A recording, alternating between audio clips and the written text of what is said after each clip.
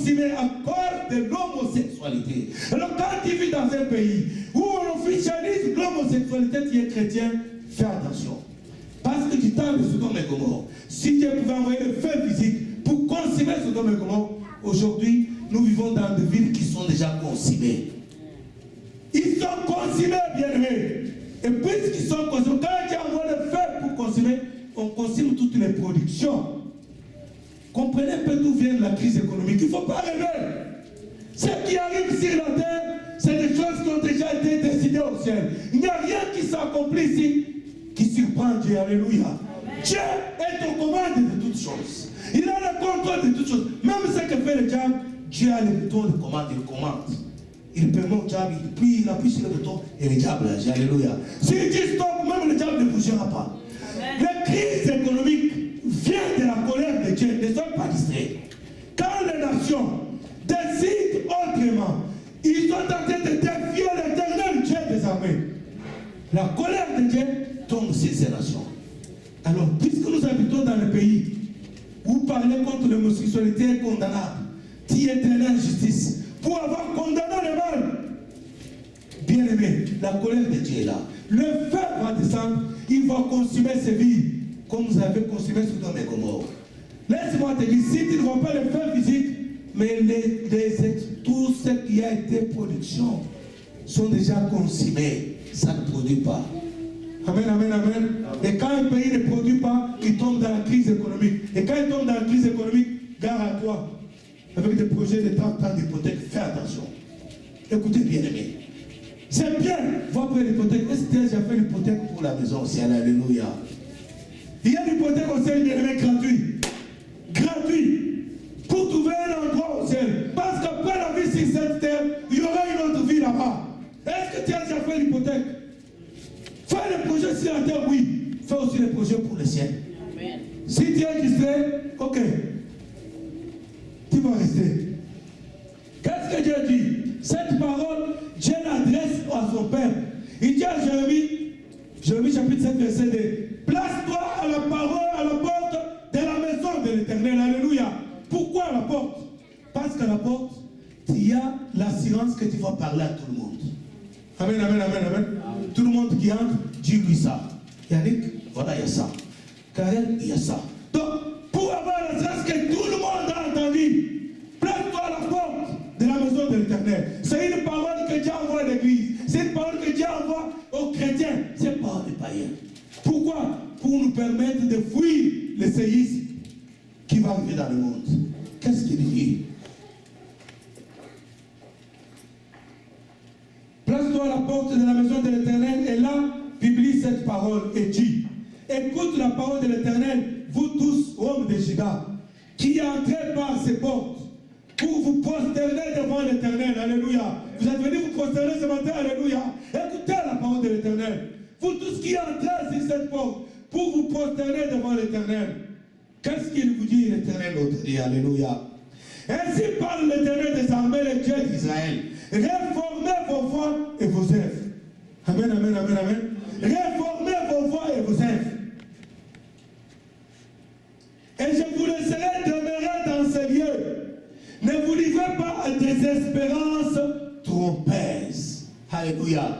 Pourquoi, bien-aimés? Parce que le diable nous a infiltrés à l'église. Il a envoyé ses agents, ses serviteurs déguisés en anges de lumière. Mais ce sont des anges de ténèbres. Ce sont des loups habillés en peau d'agneau. Ils viennent là. Écoutez, bien-aimés, qu'est-ce qu'on ne voit pas à l'église? Aujourd'hui, la pédophilie. Il y a des procès, vous suivez les procès, les gens qui étaient censés représenter, ils sont accusés pour la pédophilie. C'est à l'église. Aujourd'hui, beaucoup de problèmes à l'église. Parce que le diable a infiltré même l'église. Et ils sont là.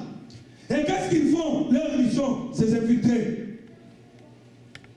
Ne vous livrez pas à des espérances trompeuses en disant, c'est ici le temple de l'Éternel. Alléluia. Écoutez les discours des chrétiens aujourd'hui. Oh, c'est dans notre église la plus meilleure. Alléluia. C'est nous qui avons la vérité. Notre pasteur prêche bien. Dieu dit ceci. Ne vous laissez pas dans la distraction. En espérant si des espérances trompeuses, en disant c'est ici le temple de l'Éternel. Qu'est-ce qu'il dit l'Éternel nous te dit? Si vous réformez vos voies et vos œuvres, si vous pratiquez la justice envers les uns et les autres, si vous n'opprimez pas l'étranger, l'orphelin et la veuve, si vous ne répandez pas en Seigneur les sangs innocents, et si vous n'allez pas après d'autres dieux pour votre malheur, alors je vous laisserai demeurer dans ces lieux. Alléluia. C'est plus qu'on peut être dans ces lieux sans être dans la présence de Dieu. Bien aimé, écoutez ce que cette parole dit. Il dit réformez vos voies. Réformez vos voies, ne vous laissez pas distraire. Ne vous fiez pas des espérances trompeuses. Oh non, il a déjà appartient à Dieu. Priez, Dieu va te bénir. Priez, Dieu va te bénir. Non. Réforme ta vie. Réforme tes voies. Dieu va te bénir. C'est ça le message. Pas prier. Écoutez bien, même si nous prions ici, et là c'est pour ceux qui prient déjà avec nous, et vous qui êtes tentés de nous joindre. Si tu ne changes pas ta vie, si tu ne réformes pas tes voies, si tu marches dans le péché, si tu n'abandonnes pas le péché, tu vas beaucoup prier avec nous. Et à la fin, zéro. Amen, amen, amen, amen. Je te préviens, bien aimé. C'est bien pour toi de ne pas perdre ton temps à prier que de prier de ne rien recevoir. Parce que le problème, ce n'est pas de prier ou de ne pas prier. Le problème, c'est quand vous entrez en Seigneur, Dieu dit, réformez vos voies. Réformez vos voies. Qu'est-ce que dit la parole de Dieu? Verset 8. Mais voici, vous vous livrez à des espérances trompeuses qui ne servent à rien. Des espérances trompeuses. C'est quoi les espérances trompeuses? Il y a trop de promesses aujourd'hui dans les églises qu'on ne réalise même pas.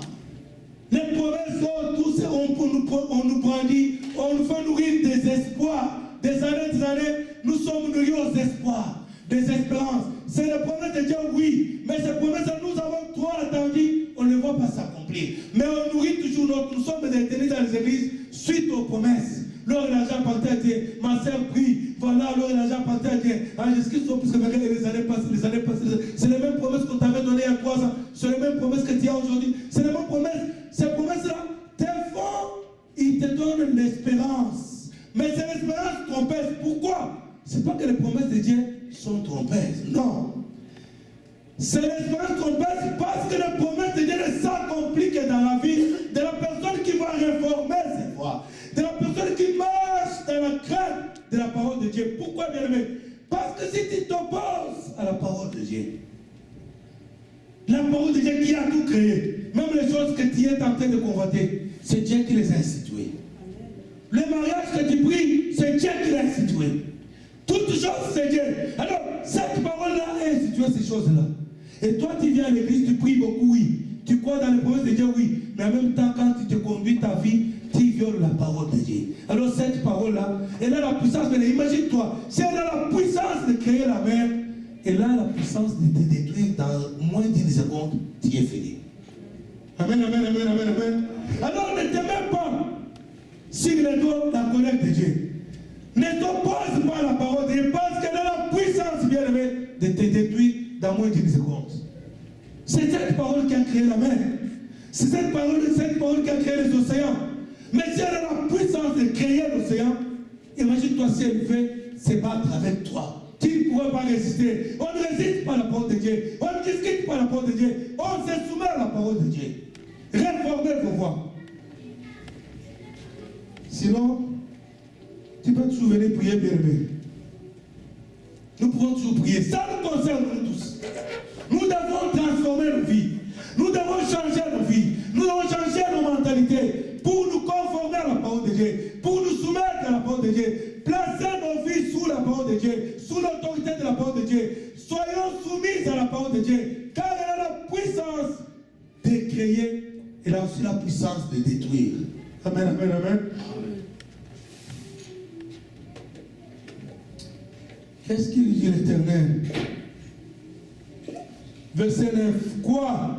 Dérober, tuer, commettre des adultères, jurer faussement, offrir de la cause à Baal, aller après d'autres dieux que vous ne connaissez pas.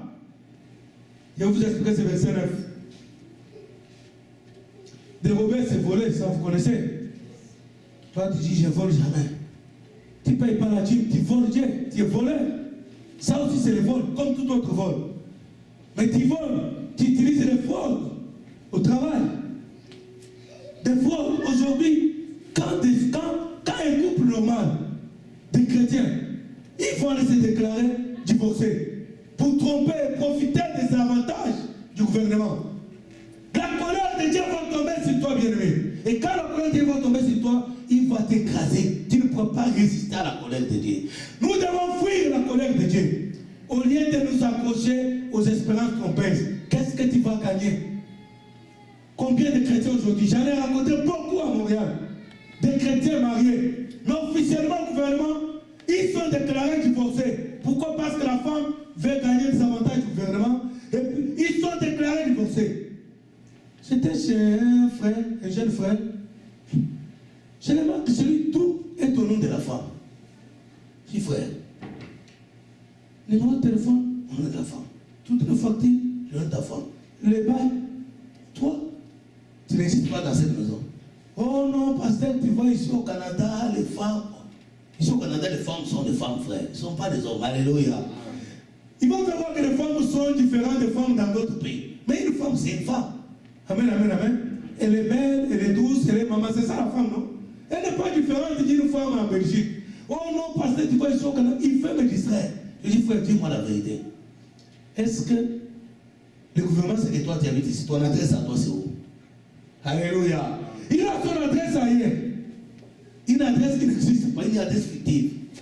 Le gouvernement le connaît comme habitant, je ne sais pas, à Joliette, je ne sais pas où. Tandis qu'il vit à Pinel. Amen, amen, amen, amen. Et ça, c'est un chrétien. Chaque dimanche, il va à l'église. Et la parole de Dieu dit ceci de Jérémie. Place-toi à la porte de la maison de Dieu. Là-bas à la porte. Pour des individus comme ça. Pour des chrétiens comme ça. Pour leur dire, réformez vos voies. Menteur. C'est ça la parole de Dieu. Réformez vos voies. Ne vous laissez pas tromper par des espérances fausses, des espérances vaines, des espérances trompeuses. Écoutez bien aimé, ce couple-là, ils vont dans l'église. Ce sont des chrétiens, entre guillemets.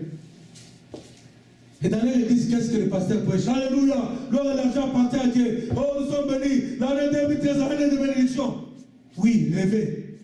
On va faire le 2013. Et on va déclarer encore l'année 2014, l'année de ceci. L'année 2015, l'année de ceci. Plus rien ne sera comme avant. Plus que vainqueur cette année. Vous avez déjà entendu des slogans comme ça, nous, dans les églises? Pourquoi? C'est des espérances trompeuses. Au lieu de dire les gens, aujourd'hui les hommes de Dieu sont aveuglés. Ils sont pleins d'âme. Ils sont abandonnés le Saint-Esprit. Ils ne sont pas soumis à l'autorité du Saint-Esprit. Ils dirigent l'église, le peuple de Dieu, selon le désir de leur cœur, selon leurs espérances, selon leurs projets. C'est eux qui prennent la place de Dieu. Et les conséquences, ils ne prêchent pas la vérité. Puisqu'ils ne prêchent pas la volonté de Dieu, le Saint-Esprit les a abandonnés. Il n'a pas l'instinct du Saint-Esprit. Pour discerner que le frère vit dans le péché. Il soit avec un frère, alléluia, amen, amen. Il est aveuglé spirituellement, il ne sait pas voir. Il y a un problème, frère, viens un peu. Qu'est-ce que tu as fait? Ils sont devenus aveugles. Alors quand ils deviennent aveugles, ils vous donnent des espérances trompeuses. La parole de Dieu dit à Jérémie, place-toi à la porte. Ce n'est pas le païen bien-aimé. Si Dieu parle de ces choses à l'église, c'est qu'il a vu nos cœurs. Nous vivons dans le péché. Réformons nos voies. Sinon, le séisme va t'apporter. Qu'est-ce que la Bible dit? Je lui ai dit, frère, tu vas finir par divorcer. Écoutez bien aimé. La Bible dit, ce qui est lié sur la terre sera lié au ciel. Alléluia. Amen. Le pouvoir de la vie et de la mort est au pouvoir de la langue. Puisque tu as déclaré que tu es divorcé au niveau du gouvernement, les diables, les témoins, ils ont entendu ce que tu as dit. Les démons ont écouté. Les sorciers de ta famille ont suivi ça. Ah, c'est déclaré divorce. Ils ont signé. Tu vas voir.